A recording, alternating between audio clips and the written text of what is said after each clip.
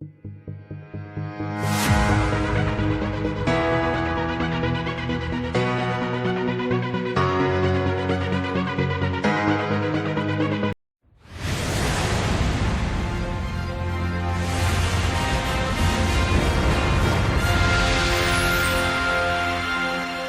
इस वीडियो में हम स्प्रिंग कांस्टेंट या कमानी नियतांक के बारे में चर्चा करेंगे और पता लगाएंगे कि ये क्या होता है और किन चीजों पर निर्भर करता है।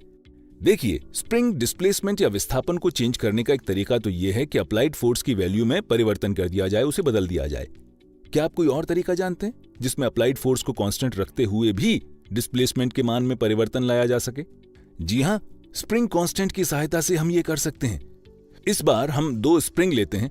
अब आप देख सकते हैं कि दोनों स्प्रिंग्स के स्प्रिंग कांस्टेंट का मान अलग अलग है। अब इन पर सेम टेंशन या खिंचाव अप्लाई करते हैं और ऑब्जर्व करते हैं कि क्या होता है। दोनों स्प्रिंग्स पर 100 न्यूटन का टेंशन फोर्स अप्लाई करने पर आप देख सकते हैं कि स्प्रिंग्स में डिस्प्लेसमेंट भी अलग अलग है।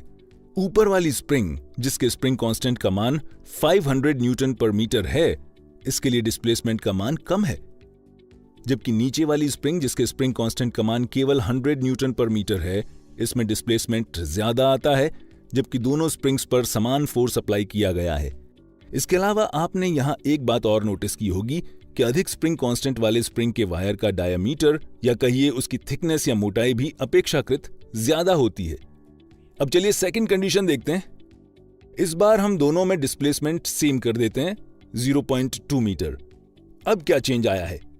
आप यहां देख सकते हैं कि ऊपर वाली स्प्रिंग, जिसका स्प्रिंग कांस्टेंट का मान अधिक है, उसे 0.2 मीटर तक स्ट्रेच या खींचने के लिए बहुत अधिक फोर्स, बहुत अधिक बल की जरूरत है, 100 न्यूटन की आवश्यकता होती है। जबकि वहीं नीचे वाली स्प्रिंग, जिसके स्प्रिंग कांस्टेंट का मान कम है, उसे 0.2 मीटर तक स्ट्रेच करने के लिए केवल 20 न्यूटन की ही आवश्यकता होती है।